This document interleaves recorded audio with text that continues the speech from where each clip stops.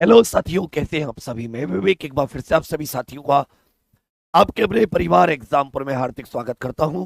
हम हैं एग्जामपुर, कलम से क्रांति। कहते हैं कि लहरों से डर कर नौका पार नहीं होती, कोशिश करने वालों की, मेहनत करने वालों की कभी हार नहीं होती। तो एक बार फिर से साथी, अपनी किस्मत को बदलने के लिए, एक बार फिर से अपनी किस्मत से संघर्ष करने के लिए रोज सुबह 7 बजे आप सभी के लिए ये करंट और स्टैटिक की क्लास होती है। एक बार फिर से आप सभी के समक्ष में हाजिर हूं। पेन कॉपी लेकर बैठना और साथ ही एक एक चीज को समझना। करंट और करंट के साथ जो स्टैटिक पढ़ाऊं उसको ऐसे समझना, उसको यहीं पर याद करना। बहुत ही अच्छे क्वेश्चन से शुरुआत होगी, बहुत कुछ पढ़ने का मौका मिलेगा। पहला क्वेश्चन है MOI-1 मिनी सैटेलाइट, इसे साथ ही याद रखिएगा, इसरो के किस प्रक्षेपण यान से प्रक्षेपित किया जाएगा। ये ये एक प्राइवेट कंपनी का है। ये कैसा भैया हो गए सर, ये एक प्राइवेट कंपनी का है। इसको टेक मी टू स्पेस करके, टेक मी टू स्पेस करके और इको लैब्स करके एक संस्था है, इन दोनों ने मिलकर बनाया है। और इसे साथ ही इसरो के PSLV 364 मिशन जो है उससे लॉन्च किया जाएगा। किससे भैया? PSLV 364 मिशन से लॉन्च किया जाएगा। अब बताइए इसरो की स्थापना कब हुई है, इसका हेडक्वार्टर। अब यहां पर साथ ही कुछ जब उपग्रह की बात आई है तो लिख लीजिए, विश्व का पहला उपग्रह, विश्व का पहला उपग्रह, विश्व का पहला उपग्रह कौन सा है? दुनिया का पहला उपग्रह, भारत का पहला उपग्रह, भारत का पहला उपग्रह। बहुत भारत का पहला, एक प्रकार से कह सकते हो पहला स्वदेशी लॉन्चर द्वारा लॉन्च, स्वदेशी लॉन्चर द्वारा लॉन्च। थोड़ा सा हाथ खींच के चलिएगा। पहला स्वदेशी रॉकेट द्वारा लॉन्च, रॉकेट द्वारा लॉन्च, ये साथी उपग्रह कौन सा है? फिर पूछेगा भारत का पहला प्रायोगिक, भारत का पहला प्रायोगिक संचार उपग्रह कौन सा था? भारत का पहला प्रायोगिक संचार उपग्रह कौन सा था? तो यहां आपको 4-5 चीजें जाने का मौका और मिलेगा। सबके सब साथी फोकस कीजिएगा, सबके सब फोकस कीजिएगा। क्या बच्चा, देखिए किसी को बफरिंग नहीं हो रही तो मतलब झूठ मत बोलो। किस किस को बफरिंग लग रही है, किस किस को बफरिंग लग रही है? एक बार रिफ्रेश कर लीजिए, एक बार सबके सब साथी रिफ्रेश कर लीजिए।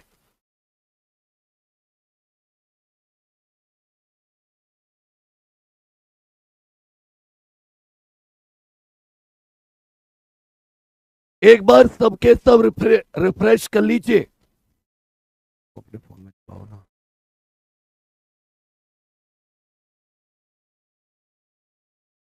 कि नन्ही चींटी जब दाना लेकर चलती है, चढ़ती दीवार मेहनत उसकी बेकार नहीं होती।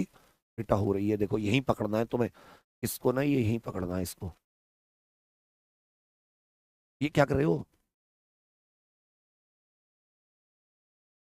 यहीं तुम्हें देखना कि यहीं ना, ये जब नेटवर्क पकड़ लेता है, नेटवर्क छोड़ देता है। ये देखो क्या आ रही है बच्चा, ये बीच बीच में कुछ गाड़ी, देखो फिर हो गई। एक बार इसको स्टॉप करके फिर से दोबारा वो, इसको बेटा अब देखना, एक बार रिफ्रेश करके, अब सबके सब अब रिफ्रेश करके देखना अब ठीक हो पाई क्या। एक बार फिर से सबके सब रिफ्रेश करके देखिए। अब देखना एक बार, सबके सब रिफ्रेश करके देखो और फिर कुछ हो तो मुझे बताना, ठीक है? तो विश्व का पहला उपग्रह 1957 में रूस के द्वारा लॉन्च किया गया था,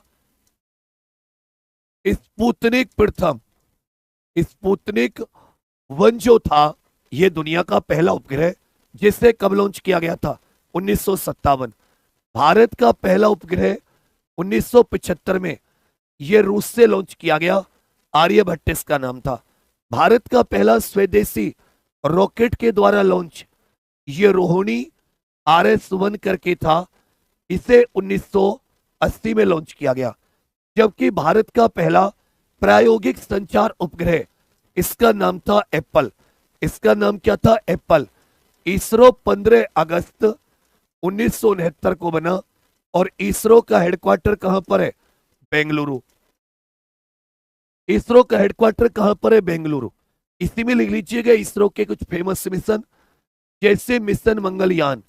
तो इसरो का जो मंगलयान मिशन है वो 2013 का मिशन है, जबकि चंद्रयान 1, ये 3 मिशन हुए हैं। चंद्रयान 1 2008 में, चंद्रयान 2 2019 में, चंद्रयान 3 2023 में। एक इसी में बताइए राष्ट्रीय अंतरिक्ष दिवस कब मनाया जाता है? राष्ट्रीय अंतरिक्ष दिवस बाबू ये कब मनाया जाता है? सब के सब कमेंट करके बताइए। तो यहीं पर एक बार रिपीट करा रहा हूं, क्वेश्चन था MO1 मिनी उपग्रह को इसरो के किस प्रक्षेपण यान से प्रक्षेपित किया जाएगा? ये प्राइवेट कंपनी का यान है, टेक मी टू स्पेस और इको लैब करके इनको PSLV 664 से 662 से लॉन्च किया जाएगा। इसी में मैंने पूछा विश्व का पहला उपग्रह 1957 रूस के द्वारा लॉन्च स्पुतनिक 1। भारत का पहला उपग्रह 1975 में आर्यभट्ट।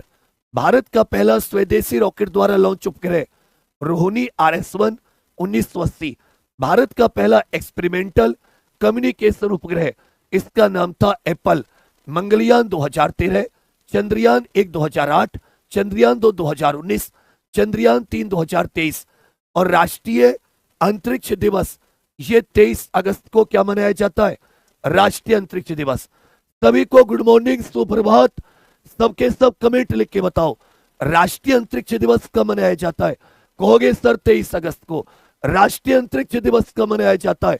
कहोगे सर 23 अगस्त को। 23 अगस्त को। चलिए बच्चा, अगला प्रश्न आ जाता है, ध्यान दीजिएगा। अगला प्रश्न आ जाता है, ध्यान दीजिएगा। भारतीय ओलंपिक संघ किस स्थान पर देश की पहली राष्ट्रीय एथलीट फोरम की मेजबानी करेगा? देश के पहले राष्ट्रीय एथलीट फोरम की मेजबानी, देश के पहले राष्ट्रीय एथलीट फोरम की मेजबानी याद रखिएगा, ये 10 जनवरी 2026 को 10 जनवरी 2026 को की जाएगी। इसमें जितने भी देश के एथलीट हैं, जितनी भी संस्थाएं, कोच हैं, वो सबके सब एक जगह इकट्ठे होकर भविष्य पर चर्चा करेंगे। 10 जनवरी 2026 को गुजरात के अहमदाबाद में, गुजरात के अहमदाबाद में चर्चा की जाएगी। गुजरात के अहमदाबाद में। भारतीय ओलंपिक संघ की बात आई है, इंडियन ओलंपिक एसोसिएशन, इसका गठन कब हुआ था? 1927। इसके पहले अध्यक्ष कौन थे? लिख लीजिएगा। भारतीय ओलंपिक संघ के पहले अध्यक्ष सर दोराबजी टाटा। याद आया कुछ? सर दोराबजी टाटा जिन्होंने पहले अध्यक्ष थे। इसकी वर्तमान अध्यक्ष कौन है? वर्तमान अध्यक्ष PT उषा है। भाई इसकी वर्तमान अध्यक्ष कौन है? कहोगे सर PT उषा। इसकी वर्तमान अध्यक्ष कौन है? कहोगे सर PT उषा। अहमदाबाद आप सभी जानते 2030 में अहमदाबाद में कॉमनवेल्थ गेम्स की मेजबानी मिली है। कॉमनवेल्थ गेम्स की मेजबानी 2023 के कॉमनवेल्थ खेल कहां पर होंगे? कहोगे सर अहमदाबाद में। 2017 में विश्व विरासत शहर का दर्जा, 2017 में विश्व विरासत शहर का दर्जा साबरमती नदी के किनारे स्थित है। साबरमती नदी के किनारे कहां पर भैया? साबरमती नदी के किनारे। 2017 में विश्व विरासत शहर का दर्जा और 2030 के कॉमनवेल्थ खेलों की मेजबानी। भारतीय ओलंपिक संघ गठन 1927, पहले अध्यक्ष दोराबजी टाटा। इसी में एक साथी इंटरनेशनल ओलंपिक कमेटी पूछ ले तो 23 जून 1894 लुसान स्विट्जरलैंड में हेडक्वार्टर है। लुसान स्विट्जरलैंड में अंतरराष्ट्रीय ओलंपिक कमेटी का क्या हो जाता है? अंतरराष्ट्रीय ओलंपिक कमेटी का हेडक्वार्टर। जबकि गठन कब हुआ था? 23 जून 1894। ये बताइए अंतरराष्ट्रीय ओलंपिक दिवस कब मनाया जाता है? सब के सब एक बार क्लास के लिंक को शेयर कर देना और 7 बजे करेक्ट आ जाए कीजिए। सबके सब अपने व्हाट्सएप पर न दिन देखेंगे न रात, केवल मेहनत के साथ। हाल ही में समाचारों में रही रानी वेलु नाचियार वर्तमान समय के किस राज्य की रानी थी? रानी वेलु नाचियार किस राज्य की रानी थी? ये साथी ऐसा कह सकते हैं, इन्होंने 1780 में अंग्रेजों के विरुद्ध युद्ध लड़ा था। अंग्रेजों के विरुद्ध युद्ध लड़ा था। इन्होंने अंग्रेजों के विरुद्ध युद्ध कब लड़ा था? कहोगे सर युद्ध लड़ा भी था और ये विजेता भी रही थी। रानी वेलु नाचियार ये किस राज्य की रानी थी? इस समय के किस राज्य की रानी थी? रानी वेलु नाचियार ये तमिलनाडु के रामनाथपुरम करके एक जगह है, तमिलनाडु का शिवगंगा जिला है, वहां से संबंधित थी। तो ये वर्तमान में इनका जो राज्य है, जिस राज्य की रानी थी, ये तमिलनाडु में पड़ता है। अब ये चर्चा में क्यों रही है? इनकी जो जयंती है वो 3 जनवरी को होती है, तो इसलिए जो प्रधानमंत्री है उन्होंने इनकी जयंती पर इनको विश किया और उसी वजह से चर्चा में रानी वेलु नाचियार ये तमिलनाडु से थी। रानी वेलु नाचियार। इसी में आपने कुछ और महिला क्रांतिकारी कित्तूर रानी चेन्नम्मा के बारे में सुना होगा। कित्तूर रानी चेन्नम्मा सुना है भाई किसी ने? कित्तूर रानी चेन्नम्मा, इन्होंने 1824 में अंग्रेजों से युद्ध लड़ा था। कर्नाटक, वर्तमान कर्नाटक की रानी थी कित्तूर रानी चेन्नम्मा। आपने रानी गेदिनिल्लू की बात सुनी होगी। रानी गेदिनिल्लू ये नागालैंड से थी। उस समय के मणिपुर ये साथी याद रखिएगा, इनको 16 वर्ष की आयु में जेल भेज दिया गया था। बाद में इनको रानी गेदिनिल्लू, रानी की उपाधि जवाहरलाल नेहरू के द्वारा, रानी की उपाधि किसके द्वारा दी गई थी? जवाहरलाल नेहरू के द्वारा। इसी में लिख लीजिएगा संथाल आंदोलन या संथाल विद्रोह, इसकी साल लिख लेना 1855-56। आपसे पूछेगा नील विद्रोह, साथ बोलो मेरे, पूछेगा नील विद्रोह ये कब हुआ? 1859 में।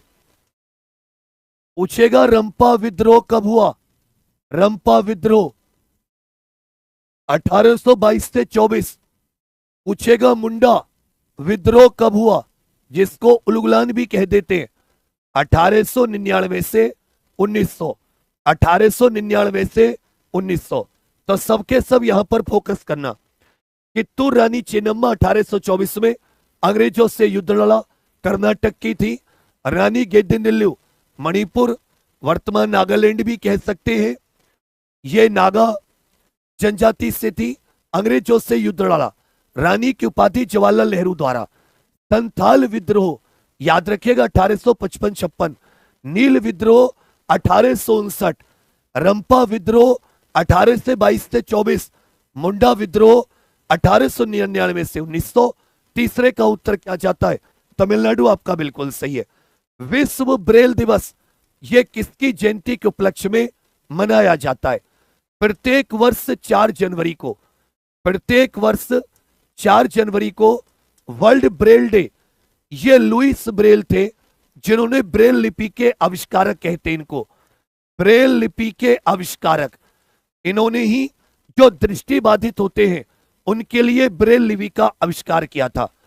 ब्रेल लिपि का आविष्कार किया था लुइस ब्रेल। ये फ्रांस के रहने वाले थे। लुइस ब्रेल कहां के थे? फ्रांस के।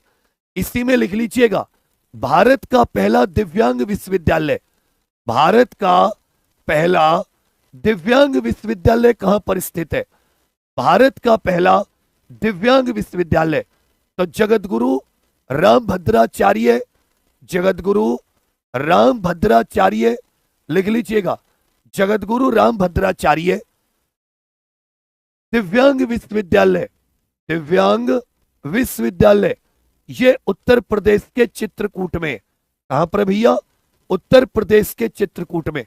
इसी में एक पॉइंट लिख लीजिएगा, जो भारत में दृष्टिबाधित विजुअली इंपेयर्ड, दृष्टिबाधित के लिए राष्ट्रीय संस्थान देहरादून में दृष्टि बाधित के लिए राष्ट्रीय संस्थान कहां पर है? कहोगे सर दृष्टि बाधित के लिए राष्ट्रीय संस्थान देहरादून में। कहां पर है देहरादून?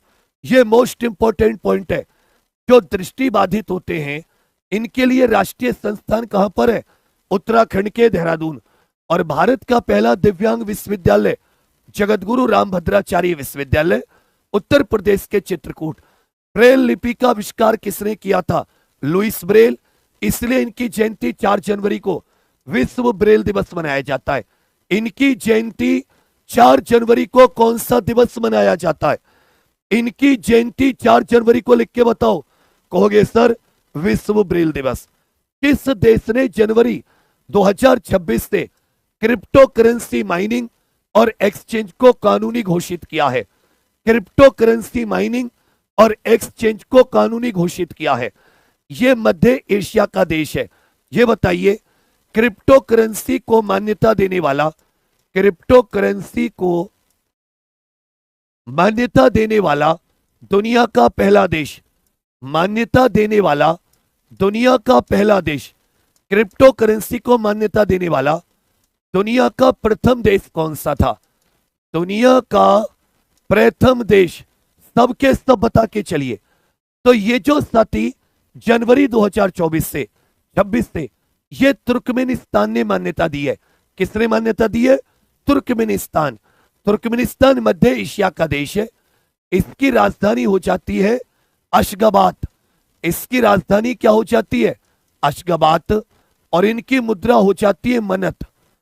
इसकी मुद्रा क्या हो जाती है? मनत। इसने हाल ही में क्रिप्टो करेंसी को कानूनी घोषित किया है, क्रिप्टो करेंसी को। जबकि क्रिप्टो करेंसी को मान्यता देने वाला दुनिया का पहला देश था एल सल्वाडोर। कौन सा देश था? एल सल्वाडोर करके यह दुनिया का पहला देश था। मध्य एशिया के बाकी देशों की राजधानी मुद्रा लिख लीजिए। देखिए क्षेत्र मध्य एशिया, मध्य एशिया, इसमें 5 देश आते हैं। कितने देश आते हैं? 5 देश आते हैं। तुर्कमेनिस्तान की राजधानी अशगाबाद, मुद्रा मनत। कजाकिस्तान की राजधानी हो जाती है अस्ताना, अस्ताना। उज्बेकिस्तान की राजधानी हो जाती है ताशकंद। उज्बेकिस्तान की राजधानी क्या हो जाती है? ताशकंद। इसके अलावा कजाकिस्तान, कजाकिस्तान की राजधानी हो जाती है दुशानबे, कजाकिस्तान की। जबकि किर्गिस्तान करके एक देश है, किर्गिस्तान की राजधानी हो जाती है बिश्केक। किर्गिस्तान की राजधानी क्या है? बिश्केक। ये 5 देश है, तुर्कमेनिस्तान, कजाकिस्तान, उज्बेकिस्तान, उज्बेकिस्तान। और ये हो जाता है भैया आपका किर्गिस्तान। ये क्या हो जाता है? किर्गिस्तान। ये आपस में इतने मिलते जुलते कंफ्यूज हो जाता है। किर्गिस्तान की दुशानबे, अबे क्या कर रहा हूं मैं, एक कजाकिस्तान हो गया, एक और है तजाकिस्तान। एक साथी तजाकिस्तान है, एक क्या है? तजाकिस्तान। तो तजाकिस्तान के हो जाते हैं दुशानबे और किर्गिस्तान की हो जाती है बिश्केक। ध्यान दीजिएगा मध्य एशिया के कितने देश है? कहोगे सर 5 देश है। क्रिप्टो करेंसी को मान्यता देने वाला दुनिया का पहला देश एल सल्वाडोर। मध्य एशिया के 5 देश है। कजाकिस्तान की राजधानी अस्ताना, तजाकिस्तान के दुशानबे, किर्गिस्तान की साथी बिश्केक। जबकि उज्बेकिस्तान की राजधानी क्या हो जाती है? कहोगे सर ताशकंद। जबकि मध्य एशिया का पहला देश जिसने जनवरी 2026 से क्रिप्टो करेंसी को मान्यता दी है वो तुर्कमेनिस्तान है। तुर्कमेनिस्तान की राजधानी क्या है? अशगाबाद। और मुद्रा क्या हो जाती है? मनत। तो क्लास में यहीं पर सबके सब याद करते चलना। किस राज्य अथवा केंद्र शासित प्रदेश में 40 दिनों की भीषण सर्दी के मौसम को चिल्लाए कला बोला जाता है? 40 दिन के भीषण सर्दी के मौसम को चिल्ला एक कला बोला जाता है। 21 दिसंबर से लेकर 31 जनवरी तक का जो समय होता है, 21 दिसंबर से लेकर 31 जनवरी तक 40 दिन की भीषण सर्दी जो पड़ती है, इसे जम्मू कश्मीर में चिल्ला एक कला कहा जाता है। इसे जम्मू कश्मीर में क्या कहा जाता है? कहोगे सर चिल्ला एक कला का मौसम कहा जाता है। चिल्ला एक कला। अब सभी जानते भारत की सबसे बड़ी भारत की सबसे बड़ी मीठे पानी की झील कौन सी है? सबसे बड़ी मीठे पानी की झील, भारत की सबसे बड़ी मीठे पानी की झील, यह भी जम्मू कश्मीर में है। मीठे पानी की झील वूलर झील, यह कहां पर है? यह जम्मू कश्मीर में स्थित है। यहीं पर डाचीगम नेशनल पार्क है। यहीं पर साथी डाचीगम नेशनल पार्क है। यहीं पर याद रखिएगा जम्मू कश्मीर में एक साथी बहु मेला लगता है। बहु मेला, झीरी मेला, खीर भवानी मेला। बहु मेला, झीरी मेला और खीर भवानी मेला, ये कहां पर लगते हैं? अच्छे से याद रखिएगा, ये जम्मू कश्मीर के पर्व है। झीरी मेला, बहु मेला और खीर भवानी मेला, ये कहां पर है? Jammu Kashmir union territory. ये कहां पर पड़ते बाबू? Jammu Kashmir union territory. तो 40 दिन की भयंकर सर्दी को चिल्लाई कला कहां पर बोला जाता है? जम्मू कश्मीर। भारत की सबसे बड़ी मीठे पानी की झील वूलर झील। जनवरी 2026 मोस्ट इंपोर्टेंट क्वेश्चन पढ़ा रहा हूं, सबसे इंपोर्टेंट क्वेश्चन है, इस पर साथी फोकस करना। जनवरी 2026 में ऑस्ट्रेलियन ओपन में खेलने वाली सबसे उम्रदराज महिला खिलाड़ी कौन बनेंगी? तो ऑस्ट्रेलियन ओपन टेनिस का टूर्नामेंट है, सबसे ज्यादा उम्र की महिला खिलाड़ी कौन बनेंगी? याद रखिएगा वीनस विलियम्स। 45 वर्ष की आयु में, 45 वर्ष की आयु में ये टेनिस का ऑस्ट्रेलियन ओपन टूर्नामेंट खेलेंगी। टेनिस का ऑस्ट्रेलियन ओपन टूर्नामेंट कौन बनेंगी? Venus Williams. कौन बनेंगी बच्चों? Venus Williams. अब लिख लीजिएगा, ये साल के चार टेनिस ग्रैंड स्लैम होते हैं। ये बताइए सबसे पुराना टेनिस का ग्रैंड स्लैम टूर्नामेंट कौन सा है? सबसे पुराना साल के 4, पहला हो जाता है ऑस्ट्रेलियन ओपन। मैं आपसे रिक्वेस्ट कर रहा हूं, इस पर फोकस करो। ऑस्ट्रेलियन ओपन, दूसरा हो जाता है फ्रेंच ओपन, तीसरा हो जाता है साथी विंबलडन, चौथा हो जाता है यूएस ओपन। यह साल का सबसे अंतिम, ये क्रम से बता रहा हूं। इनमें सबसे पुराना 1877 विंबलडन, विंबलडन सबसे पुराना है। इनमें Wimbledon, Australian open hard court पर खेला जाता है। फ्रेंच ओपन मिट्टी या किले कोर्ट पर, किले कोर्ट कह देते हैं, जबकि विंबलडन घास पर खेला जाता है। ऑस्ट्रेलियन ओपन भी याद रखिएगा हार्ड कोर्ट पर खेला जाता है। इसी में 2 लिख लीजिए। महिला में सर्वाधिक ग्रैंड स्लैम जीतने वाले, सर्वाधिक ग्रैंड स्लैम, ये मार्गरेट कोर्ट करके, ये महिलाओं में मार्गरेट कोर्ट करके ये खिलाड़ी रही हैं जिन्होंने 24 ग्रैंड स्लैम जीते हैं। जबकि नोवाक जोकोविच सर्बिया के, नोवाक जोकोविच ये सर्बिया देश के हैं, इन्होंने पुरुष में 24 ग्रैंड स्लैम जीते। इसी में एक पॉइंट लिखिएगा, 1968 से टेनिस में ओपन इरा की शुरुआत हुई है। टेनिस में ओपन इरा, एक क्वेश्चन आपसे पूछेगा, टेनिस में ओपन इरा की शुरुआत कब से हुई है? क्या उत्तर दोगे? सबके सब कमेंट लिखकर बताइए, टेनिस में ओपन इरा की शुरुआत कब से हुई है? और एक बार सारे मेरे छोटे भाई बहन अपने इस बड़े भैया के लिए सबके सब इस क्लास को शेयर जरूर कर दो। ज्यादा नहीं, अपने अपने व्हाट्सएप पे जरूर लगा सकते हो कि यूं ही नहीं मिलती मंजिल राही को, दिल में जुनून सा जगाना पड़ता है। और किसी ने पूछा चिड़िया से सुंदर घोंसला कैसे बना, तो बोली उड़ना पड़ता है बार बार, तिनका तिनका उठाना पड़ता है। ये ऑस्ट्रेलियन ओपन में सबसे ज्यादा उम्र की महिला खिलाड़ी 45 वर्ष की आयु में वीनस विलियम्स। साल के 4 टेनिस ग्रैंड स्लैम होते हैं। ऑस्ट्रेलियन ओपन सबसे पहले हार्ड कोर्ट पर, फिर फ्रेंच ओपन मिट्टी के कोर्ट पर। सबसे पुराना ग्रैंड स्लैम विंबलडन 1877, ये लंदन में खेला जाता है। फ्रेंच ओपन पेरिस, इसको रोला गेरा भी कहते हैं। ऑस्ट्रेलियन ओपन मेलबर्न में खेला जाता है और अमेरिकी ओपन न्यूयॉर्क में, अमेरिकी ओपन हार्ड कोर्ट पे। सर्वाधिक ग्रैंड स्लैम पुरुष में जीते नोवाक जोकोविच में, महिलाओं ने मार्गरेट कोर्ट और टेनिस में ओपन इरा की शुरुआत कब हुई है? अरे टेनिस में ओपन इरा की शुरुआत बता दो। कहोगे सर 1968 से। 68वीं राष्ट्रीय निशानेबाजी चैंपियनशिप के 10 मीटर एयर राइफल महिला फाइनल में गोल्ड मेडल किसने जीता है?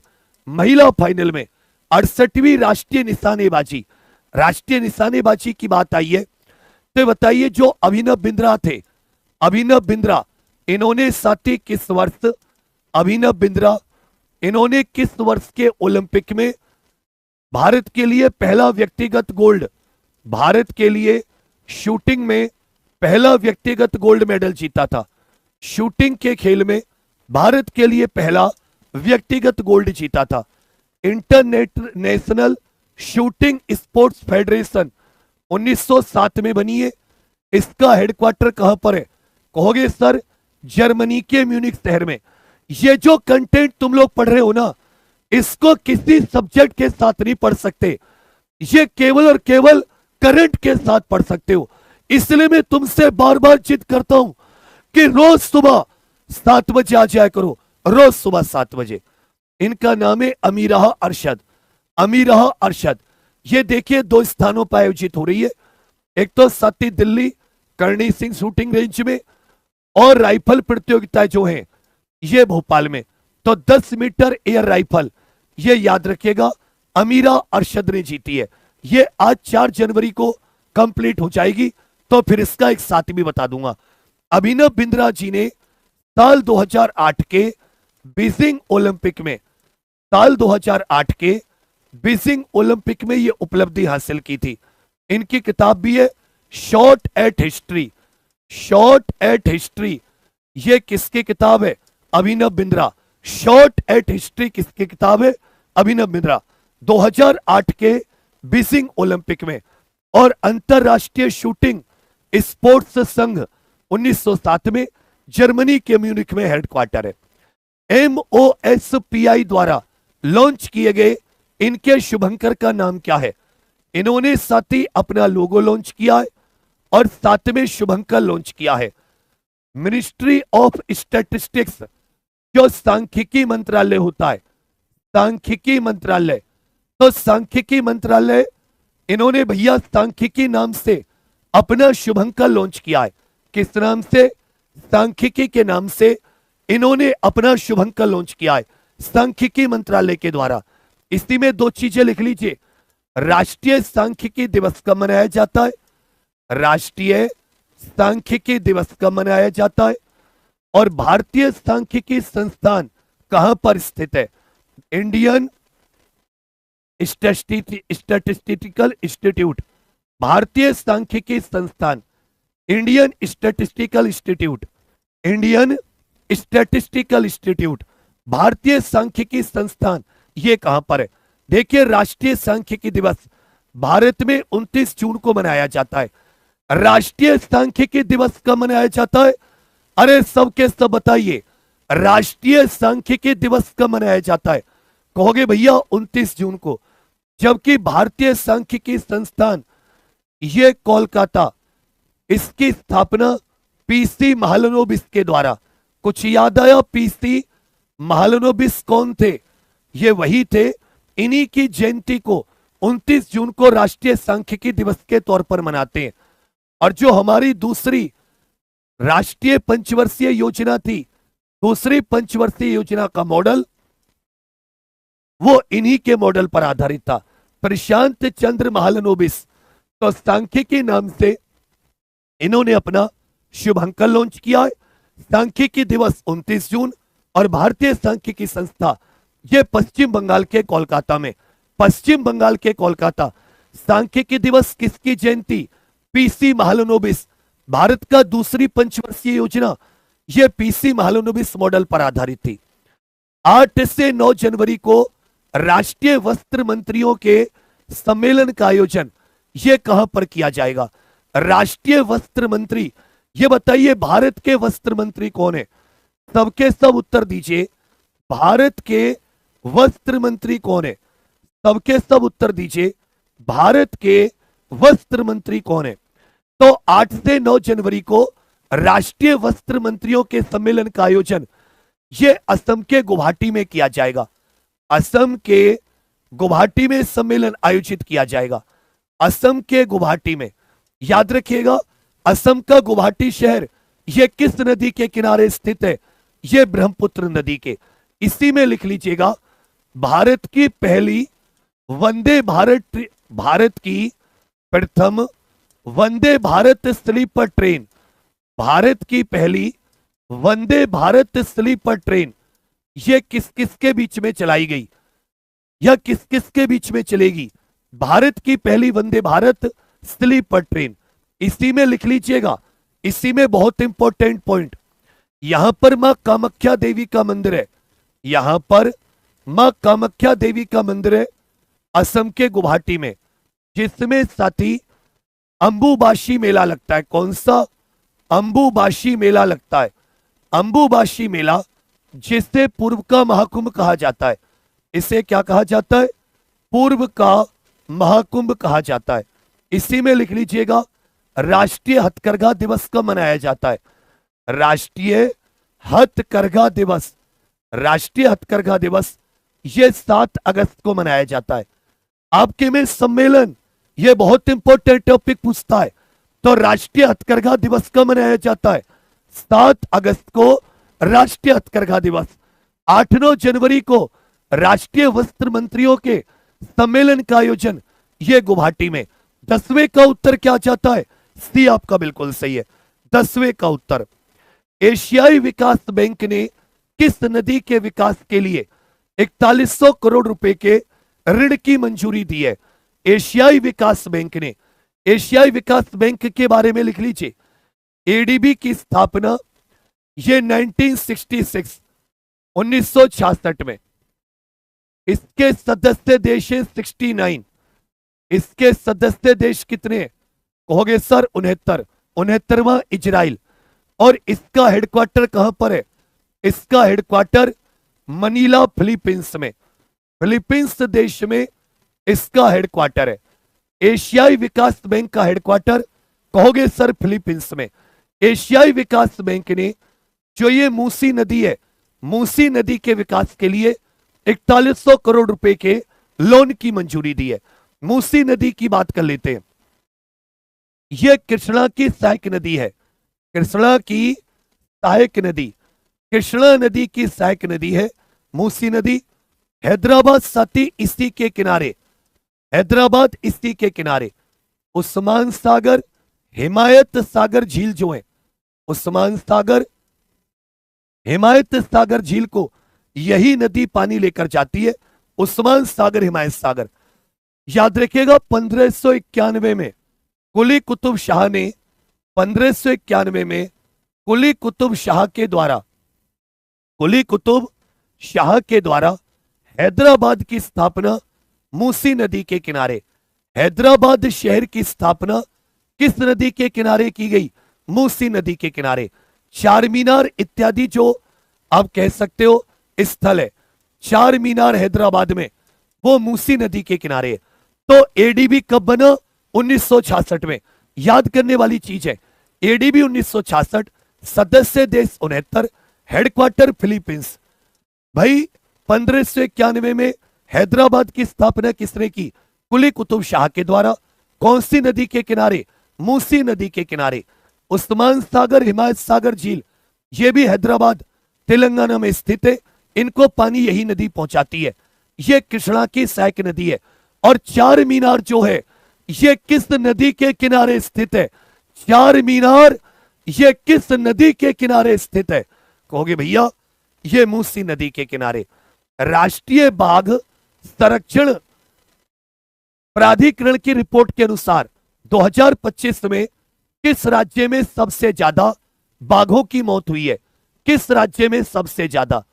देखिए 2025 में बाघ की कुल 166 मौत हुई है। 166 मौत बाघों की, सबसे ज्यादा टोटल 166। सबसे ज्यादा टाइगर मध्य प्रदेश में। सबसे ज्यादा मौत भी कहां पर हुई है? मध्य प्रदेश में। सबसे ज्यादा मौत भी कहां पर हुई है? कहोगे सर मध्य प्रदेश में। जो 2022 की बाघ गणना की रिपोर्ट आई थी, 2022 की बाघ गणना की रिपोर्ट, उसके हिसाब से साथी 3682 टाइगर थे भारत में, 3682 बाघ। किसमें सबसे ज्यादा? एमपी में, दूसरे नंबर पर कर्नाटक में। ठीक है भैया, सर्वाधिक बांध, सबसे ज्यादा बांध किस राज्य में?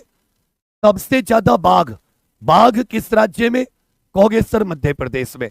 अगर एक किसी नेशनल पार्क की बात करूं तो जिम कॉर्बेट नेशनल पार्क में सबसे ज्यादा, जिम कॉर्बेट नेशनल पार्क में सर्वाधिक, जिम कॉर्बेट नेशनल पार्क में सर्वाधिक थे। 29 जुलाई को अंतरराष्ट्रीय बाघ दिवस होता है, 29 जुलाई को अंतरराष्ट्रीय बाघ दिवस होता है। अंतरराष्ट्रीय बाघ दिवस कब होता है? 29 जुलाई। ये बताइए प्रोजेक्ट टाइगर, इसको कब शुरू किया गया था? Project tiger 1973। और ये बताइए बाघ को राष्ट्रीय पशु कब घोषित किया गया? जो बाघ है भारत का राष्ट्रीय पशु कब बना है? इसका उत्तर गलत मत देना, जो लोग रेगुलर हो वो उत्तर दे दोगे कि भैया उससे पहले 1972 में बाघ को राष्ट्रीय पशु घोषित किया गया और अगले साल इसकी संरक्षण योजना प्रोजेक्ट टाइगर। तो प्रोजेक्ट टाइगर 1973, जबकि बाघ को राष्ट्रीय पशु 1972। राष्ट्रीय बाघ संरक्षण प्राधिकरण, मध्य प्रदेश में सबसे ज्यादा बाघ भी है और मध्य प्रदेश में सबसे ज्यादा बाघ की मौत भी हुई है। जिम कॉर्बेट नेशनल पार्क में, एक नेशनल पार्क की बात करें या टाइगर रिजर्व की बात करें तो सबसे ज्यादा 29 जुलाई को अंतरराष्ट्रीय बाघ दिवस मनाया जाता है। 29 जुलाई को क्या मनाया जाता है? अंतरराष्ट्रीय बाघ दिवस। कह रखा है 14वें अंतरराष्ट्रीय फ्लावर शो का आयोजन यह कहां पर किया जा रहा है? 14वें अंतरराष्ट्रीय फ्लावर शो इसी शहर में, याद रखिएगा, अंतरराष्ट्रीय फ्लावर शो यह गुजरात के अहमदाबाद में, यह गुजरात के अहमदाबाद में 14वें अंतरराष्ट्रीय फ्लावर शो, 14वें अंतरराष्ट्रीय। ये बताइए अहमदाबाद को किस वर्ष विश्व विरासत शहर का दर्जा दिया गया? यूनेस्को के द्वारा विश्व विरासत शहर का दर्जा, यूनेस्को के द्वारा विश्व विरासत शहर का दर्जा। अहमदाबाद 2030 के कॉमनवेल्थ खेल, अहमदाबाद में 2030 के बच्चा कॉमनवेल्थ गेम्स आयोजित होंगे। ये साबरमती नदी के किनारे। कौन सी नदी के किनारे? साबरमती। भाई अहमदाबाद कौन सी नदी के किनारे है? कहोगे सर साबरमती। यहीं पर गांधी जी के 2 आश्रम है, साबरमती आश्रम जहां से दांडी यात्रा शुरू हुई थी, और गांधी जी का सबसे पहला आश्रम जिसको कोचराब आश्रम भी कहते हैं, यह गांधी जी का पहला आश्रम था। यहीं पर याद रखिएगा कंकरिया झील, कंकरिया झील, तब तक संगीत समारोह ये यहीं पर होता है, तब तक संगीत समारोह ये यहीं पर होता है अहमदाबाद में। Physical research laboratory, space application centre, ये इसरो के 2 संस्थान भी हैं। जबकि 2017 में विश्व विरासत शहर का दर्जा, 2017 में विश्व विरासत शहर का दर्जा, 14वें अंतरराष्ट्रीय फ्लावर शो ये अहमदाबाद में। पूछा टाटा मुंबई मैराथन के 21वें संस्करण के लिए अंतरराष्ट्रीय एम्बेसडर ये किसे नामित किया गया है? अंतरराष्ट्रीय इवेंट एम्बेसडर किसे नॉमिनेट किया गया है? मोस्ट इंपॉर्टेंट ये बताइए फुल मैराथन की दूरी कितनी होती है?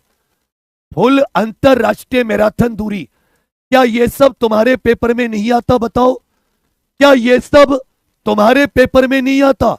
कोई तुम में से कह दे, और इसको कहीं से तुम्हें परेशान होने की जरूरत नहीं है।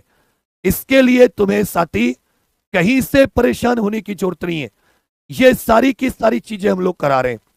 शिवनाथ और ओपी जैसा, शिवनाथ और ओपी जैसा, शिवनाथ और कहोगे सर ओपी जैसा, जबकि केविन और रुथ, केल्विन और रुथ, देखिए ये होती है 42.195 किलोमीटर, 42.195 किलोमीटर, 42.195। यदि किलोमीटर में लोगे तो 42.195, और मील में लोगे तो 26 मील 385 गज, 26 मील और 385 यार्ड, 385 गज, 26.2 भी कह देते हैं, लेकिन किलोमीटर में 42.195।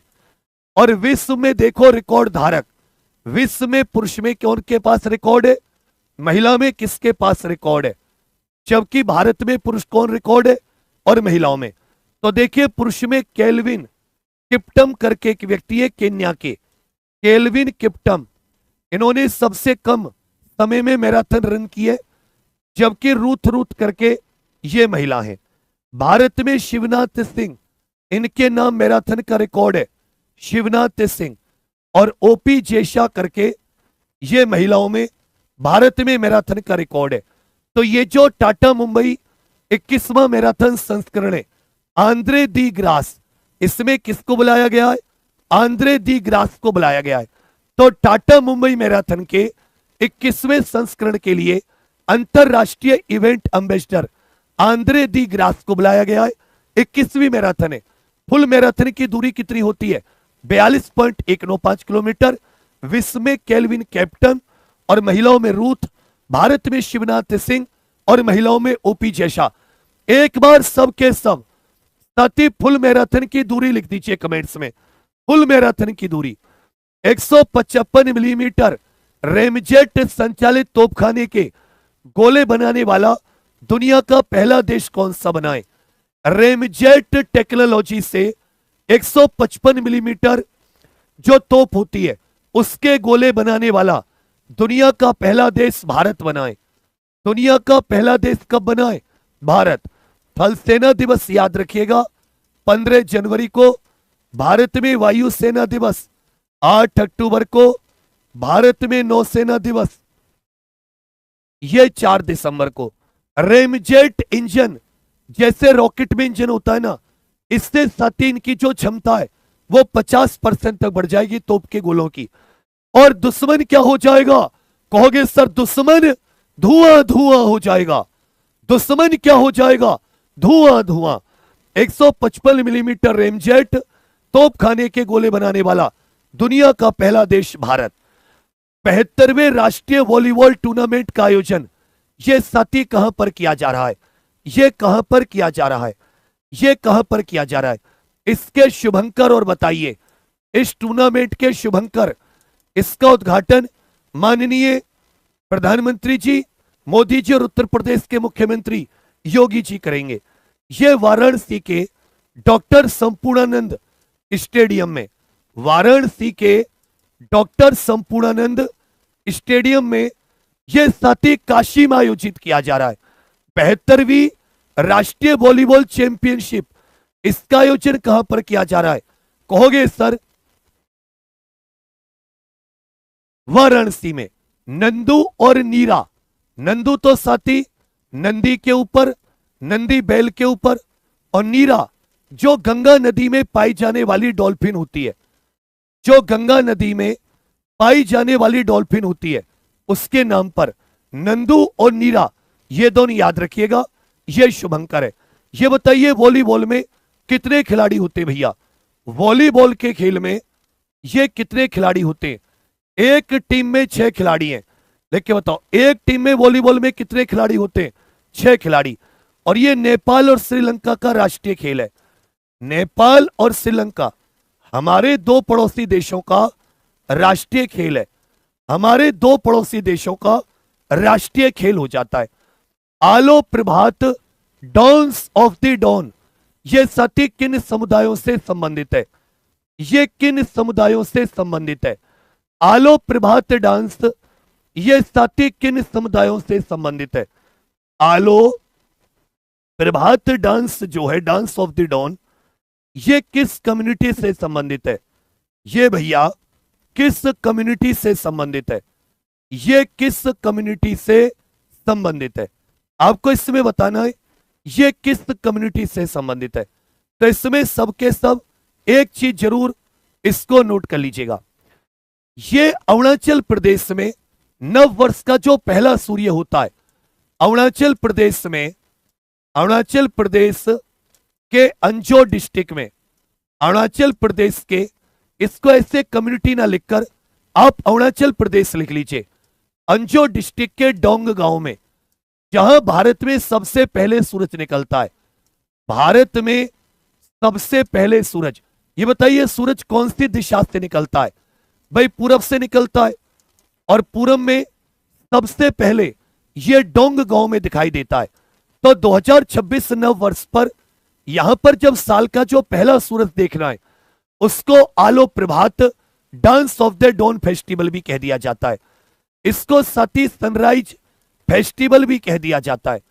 इसको सनराइज फेस्टिवल भी कह दिया जाता है। इसी में आप मुझे बताइए, भारत की साथ ही उत्तर से दक्षिण तक ये लंबाई कितनी है, और भारत की पूरब से पश्चिम तक ये लंबाई कितनी है? सब के सब बताइए। अरुणाचल प्रदेश 1972 में यूटी, और 1900 याद रखेगा 82 में इसे पूर्ण राज्य का दर्जा दिया गया। पूर्ण राज्य का दर्जा 1982 में पूर्ण राज्य का दर्जा। तो कहोगे सर ऐसे उत्तर से दक्षिण 3214 किलोमीटर, जबकि पूरब से पश्चिम ये 2933 किलोमीटर। ये साथी पश्चिम से पूरब 2933, उत्तर से दक्षिण 3214, 8 डिग्री 4 मिनट उत्तरी अक्षांश से 32 डिग्री 8 डिग्री 4 मिनट से 33 डिग्री 6 मिनट तक, 33 डिग्री 6 मिनट उत्तरी अक्षांश, और 68 डिग्री 7 मिनट पूर्वी अक्षांश से 97 डिग्री 25 मिनट पूर्वी देशांतर। इस प्रकार से जो सूरज निकलता है वो कहां से निकलता है? अरुणाचल प्रदेश की तरफ से निकलता है। संगीत कलानिधि पुरस्कार 2025 से किसे सम्मानित किया गया? संगीत कलानिधि पुरस्कार 2025 किसे प्रदान किया गया है? यह संगीत अकादमी है तमिलनाडु सरकार की। संगीत अकादमी तमिलनाडु सरकार। तो जो तमिलनाडु सरकार की संगीत अकादमी है, ये वो पुरस्कार देती है। संगीत कलानिधि पुरस्कार ये साथी किससे दिया गया है? आप याद रखिएगा, आर के श्री राम कुमार। ये वायलिन से जुड़े हैं। इससे जुड़े वायलिन एक उत्तर प्रदेश की बनारस घराने से संबंधित है। उत्तर प्रदेश की बनारस घराने से एन राजम नाम है उनका, एन राजम। ये भी साथी वायलिन कलाकार है। ये भी किससे संबंधित है? वायलिन। तो पूछेगा एन राजम किससे संबंधित है? कहोगे सर वायलिन।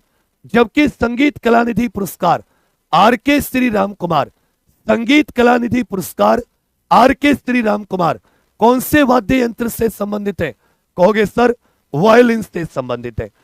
जनवरी 2026 में किस टेलीकॉम कंपनी ने भारत में वॉइस ओवर वाईफाई सेवा शुरू की है?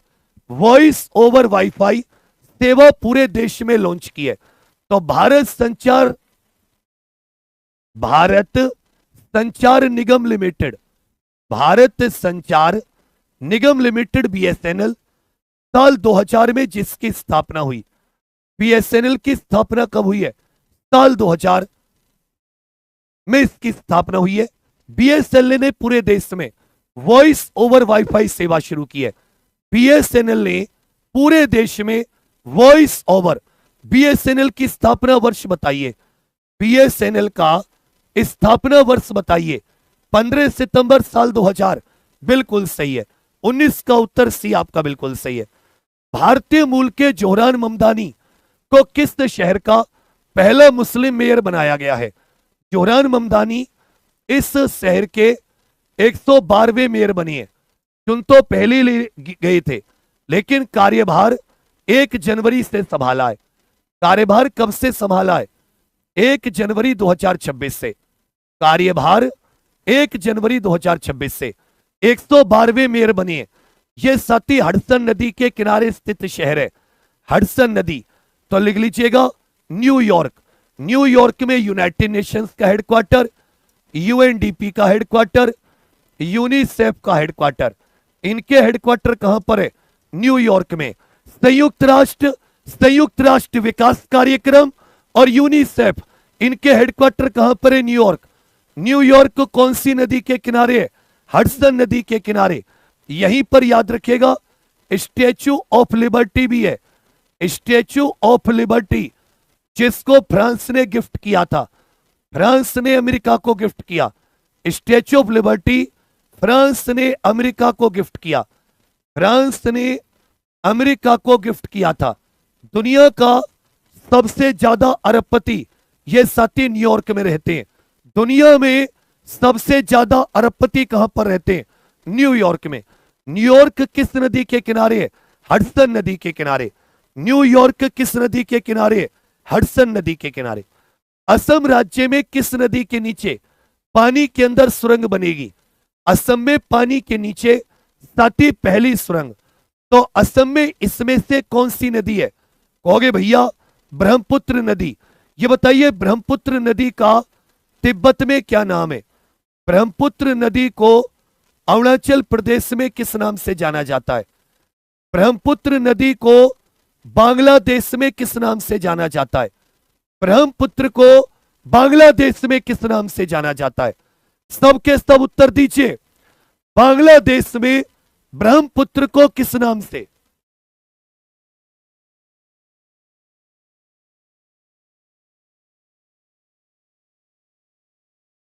आज रात 9 बजे को मैं साथी इसका जितना भी हफ्ते में हमने स्टैटिक पढ़ा है वो करवाऊंगा।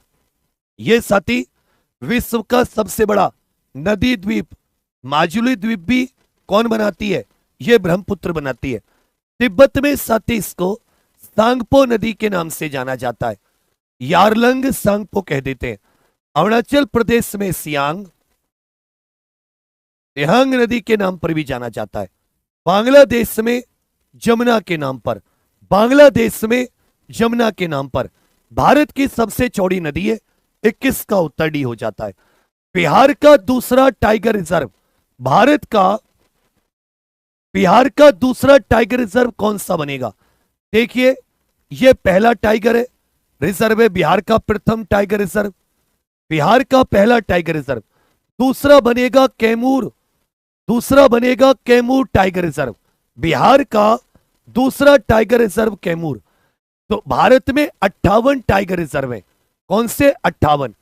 58वां टाइगर रिजर्व ये माधव नेशनल पार्क मध्य प्रदेश बना, मध्य प्रदेश का माधव नेशनल पार्क, मध्य प्रदेश का माधव नेशनल पार्क। जबकि उत्तर प्रदेश में कितने टाइगर रिजर्व है बताइए? और अंतरराष्ट्रीय टाइगर दिवस 29 जुलाई को, अंतरराष्ट्रीय टाइगर दिवस। More from less for more, ये किताब किसकी है? More from less for more, ये किताब किसके द्वारा लिखी गई है? More from less for more, ये किताब साथी किसके द्वारा? तो लिख लीजिएगा doctor Raghunath Mashelkar, doctor Raghunath Mashelkar. APJ Abdul Kalam साहब की किताब है विंग्स ऑफ फायर, अग्नि की उड़ान। ये किसकी किताब है? डॉक्टर एपीजे अब्दुल कलाम। तो मोर फ्रॉम लेस फॉर मोर ये डॉक्टर रघुनाथ माशेलकर की किताब है, डॉक्टर रघुनाथ माशेलकर। भारत का पहला आर्टिफिशियल इंटेलिजेंस क्लिनिक किस संस्थान में शुरू किया गया है? तो ये जो भारत की पहली चीजें होती हैं ये आप सभी के लिए बहुत इंपॉर्टेंट है और ये क्लास रोज सुबह 7 बजे होती है। भारत का पहला आर्टिफिशियल इंटेलिजेंस क्लिनिक ये किस संस्थान में? तो Government Institute of Medical Science GIMS Greater Noida में, उत्तर प्रदेश के गौतम बुद्ध नगर के जिम्स ग्रेटर नोएडा में। यह भारत का पहला एआई क्लिनिक, भारत का पहला artificial intelligence clinic. Titan company का नया चेयरमैन, यह टाटा की कंपनी है, टाइटन कंपनी का नया चेयरमैन, टाइटन कंपनी का साथी नया चेयरमैन किससे बनाया गया है? सबके सब उत्तर दीजिए। टाइटन कंपनी का नया चेयरमैन किससे बनाया गया है? टाइटन कंपनी का नया चेयरमैन किससे बनाया गया है? टाइटन कंपनी का, अच्छे से याद रखिएगा, संध्या वेणुगोपाल शर्मा, संध्या वेणुगोपाल शर्मा। अब ये कुछ वन लाइनर है। भारत का पहला आसियान इंडिया क्रूज डायलॉग, पहला आसियान इंडिया क्रूज डायलॉग ये चेन्नई में, कहां पर हुआ? चेन्नई में पहला ASEAN India cruise dialogue. Bharat का पहला अश्वरोग मुक्त कंपार्टमेंट ये मेरठ छावनी में कहां स्थापित किया गया? अश्वरोग मुक्त कंपार्टमेंट ये मेरठ छावनी में अश्वरोग मुक्त कंपार्टमेंट। विकास के लिए वित्त पोषण पर चौथा अंतरराष्ट्रीय सम्मेलन ये स्पेन के सेविला में आयोजित हुआ। स्पेन के सेविला में, स्पेन देश के सेविला में विकास के लिए वित्त पोषण पर चौथा अंतरराष्ट्रीय सम्मेलन। भारत के पहले मौसम डेरिवेटिव लॉन्च करने के लिए एनसीडीएक्स के किस संस्था के समझौता किया है? भारतीय मौसम विज्ञान विभाग 1875 में बना। हॉलीवुड वॉक ऑफ फेम का स्टार पाने वाली पहली भारतीय अभिनेत्री दीपिका पादुकोण। पहली भारतीय अभिनेत्री दीपिका पादुकोण। कॉमनवेल्थ युवा शांति राजदूत, कॉमनवेल्थ युवा शांति राजदूत सुकन्या सोनवाल, सुकन्या सोनवाल बनी है पहली साथी कॉमनवेल्थ युवा शांति राजदूत, कॉमनवेल्थ युवा शांति राजदूत। डिजी लक्ष्मी योजना ये आंध्र प्रदेश की है। डिजी लक्ष्मी योजना ये आंध्र प्रदेश की है। और डिजिटल पेमेंट अवार्ड किसने दिए? डिजिटल पेमेंट अवार्ड ये भैया किसने दिए? कहोगे सर ये निर्मला सीतारमण जी ने, निर्मला सीतारमण जी ने। पूछा है आपसे अंतरराष्ट्रीय प्लास्टिक बैग मुक्त दिवस ये प्रत्येक वर्ष 3 जुलाई को अंतरराष्ट्रीय प्लास्टिक बैग मुक्त दिवस। लद्दाख में पहला एस्ट्रो टूरिज्म फेस्टिवल ये कहां पर आयोजित किया गया? तो लद्दाख में कहां पर आयोजित किया गया? लेह में पहला एस्ट्रो टूरिज्म। ये यहीं पर साथी एक ऑब्जर्वेटरी भी है, ये ऑब्जर्वेटरी है। रसायन उद्योग पर एक अंतरराष्ट्रीय रिपोर्ट किसने जारी की है? याद रखिएगा नीति आयोग ने। किसने जारी की है? नीति आयोग ने जारी की है। जबकि आगे पूछा है 24वें वार्षिक अंतरराष्ट्रीय मानसिक स्वास्थ्य सम्मेलन थाईलैंड में मानसिक स्वास्थ्य पुरस्कार किसे दिया गया? ताइमा वाजिद ये शेख हसीना की बेटी हैं, ताइमा वाजिद। और विश्व खेल पत्रकार दिवस याद रखेगा 2 जुलाई को। ये कुछ पुराने थे क्योंकि हम लोग नए के साथ साथ पिछले वाला भी कवर करते चलते, इसलिए अब सभी छोटे भाई बहनों को बताऊं कि एग्जामपुर ऑफिशियल एप्लीकेशन पर यूपी पुलिस कांस्टेबल के लिए कंप्लीट तैयारी, मैथ रीजनिंग जी के हिंदी, मैथ रीजनिंग जी के हिंदी और हिंदी इस बार बच्चा मैं खुद पढ़ाऊंगा। बहुत अच्छी क्लास थ्योरी की चलती है और थ्योरी ही एग्जाम निकालने का एकमात्र तरीका है। तो आप ही आपका कोई साथी तैयारी कर रहा हो तो सबके सब एग्जामपुर ऑफिशियल एप्लीकेशन पर मात्र 99 रुपए का पेमेंट करके अब सभी लोग इसके क्लास और UP home guard, UPSI, UP constable तीनों के फ्री टेस्ट हमारी एग्जामपुर ऑफिशियल एप्लीकेशन पर अवेलेबल है। अब सबके सब फ्री टेस्ट जरूर लगाना। अब कुछ रिवीजन करा देता हूं आपको 10-20 वन लाइनर के साथ। जैसे आपसे पूछेगा इंटरनेशनल ओलंपिक कमेटी आईओसी कब बनी? इंटरनेशनल ओलंपिक संघ कब बना? आईएसएसएफ इसकी स्थापना कब हुई है? आईएसएसएफ इसरो की स्थापना कब हुई है? इनका बताते चलिए। मैं आपको कुछ साथी ये वन लाइनर में याद करा देता हूं, ये कुछ वन लाइनर में, जिससे कि पूरा पूरा रिवाइज हो जाए। भारत का विश्व का पहला उपग्रह, विश्व का पहला उपग्रह कौन सा था? भारत का पहला उपग्रह, भारत का स्वदेशी रॉकेट से लॉन्च पहला उपग्रह, स्वदेशी रॉकेट से लॉन्च किया गया पहला उपग्रह कौन सा था? स्वदेशी रॉकेट से लॉन्च किया गया भैया, कहोगे सर पहला उपग्रह कौन सा था? स्वदेशी रॉकेट से लॉन्च। बीएसएनएल की स्थापना किस वर्ष हुई है? बीएसएनएल की स्थापना कहोगे सर किस वर्ष हुई है? बीएसएनएल की स्थापना ये किस वर्ष हुई है? बीएसएनएल की स्थापना ये बताइए। भारत के लिए ओलंपिक का पहला व्यक्तिगत गोल्ड लेकर कौन आए?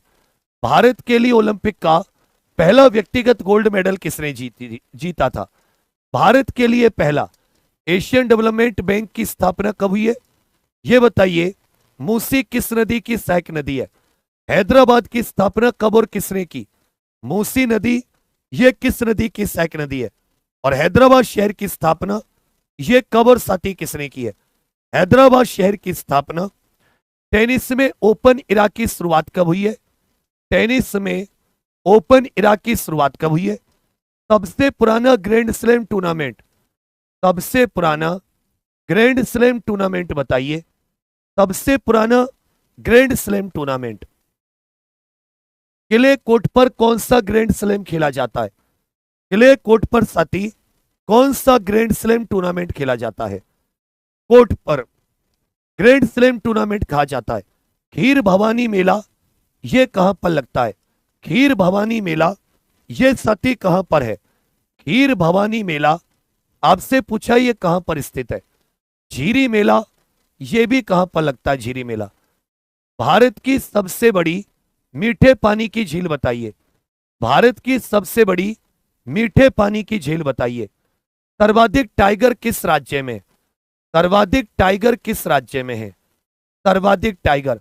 और ये बताइए माधव नेशनल पार्क कहां पर स्थित है? माधव नेशनल पार्क ये साथी किस राज्य में स्थित है?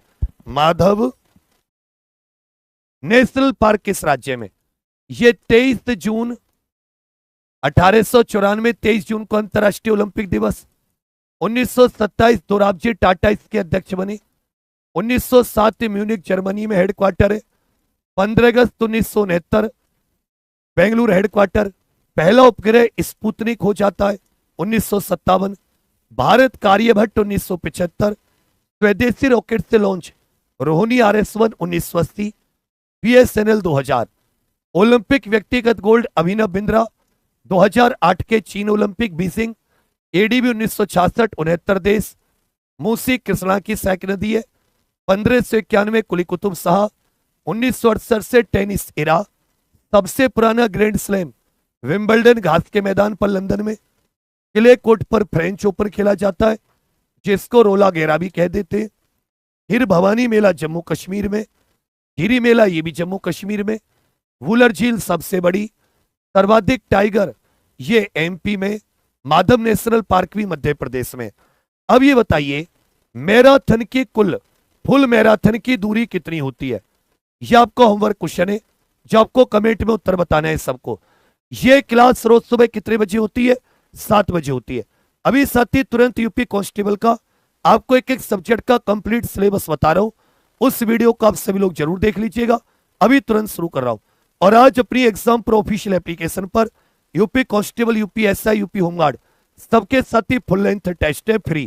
तो आप ऑल इंडिया रैंक टेस्ट ये जरूर लगाइए एग्जाम प्रो ऑफिशियल एप्लीकेशन पर जाकर। इस क्लास का PDF आपको एग्जाम प्रो ऑफिशियल एप्लीकेशन पर मिल जाएगा यूट्यूब सेक्शन में। और एक बात सबके सब आप सभी से बच्चा निवेदन है, इसे आप किसी भी प्रकार से समझ लीजिए रिक्वेस्ट निवेदन, या आप लोगों के लिए बहुत अच्छी टीम है, आपको बहुत फायदा मिलेगा। आप सभी के सभी एग्जाम प्रो ऑफिशियल एप्लीकेशन पर Uttar Pradesh police constable 32,679 vacancy की तैयारी शंखनाद बैच से जुड़कर कीजिए। बहुत बेहतरीन मैथ रीजनिंग जी के हिंदी और लाइव क्लास है, फुल लाइव क्लास 6-7 घंटे डेली। इसमें नोट्स और इसमें साथ ही एक सेल्फ स्टडी और लेकर आ रहा हूं कि आपको खूब सारे नोट्स, प्रैक्टिस सब कुछ प्रोवाइड कराई जाएगी। आप उसे स्वयं से करें, बहुत अच्छा रिजल्ट निकलेगा। तो सबके सब जरूर जुड़ जाना। बाकी आप सभी के लिए बहुत सारी शुभकामनाएं। एग्जाम प्रो को सब्सक्राइब कर लेना। और अभी साथ ही एक अपनी जो क्या बोल देते हैं उसे हिंदी में सिलेबस वाली इवेंट है, उसे सबके सब जरूर देख लीजिएगा। सिलेबस वाली इवेंट है। तो फिर से एक बार आप सभी के लिए बहुत सारी शुभकामनाएं। थैंक यू बच्चा। कमेंट का वेट करूंगा, होमवर्क का उत्तर देने का मेरा तंदूरी। और कमेंट क्या करो, मैं दिल से बहुत ज्यादा आशीर्वाद देता हूं बच्चा, क्योंकि ऐसे तो पढ़ नहीं पाता। और अगर किसी क्वेश्चन में कोई डाउट हो तो इसमें आप सभी लोग मुझे बता दीजिएगा, उसको ठीक कर देंगे। ये जैसे अरुणाचल प्रदेश वाला, उसको 1982 की जगह मेरे दिमाग में आ रही थी, उसको 87 कर लेना। अरुणाचल प्रदेश वाला जो है इसको यहाँ पे 87 कर लेना। 87 ये दिमाग में आ रहा था पर जल्दबाजी में मैंने यहाँ पे आगे बढ़ गया। चलिए बाकी फिर से आप सभी के लिए बहुत सारी शुभकामनाएं। थैंक यू, धन्यवाद, जय हिंद।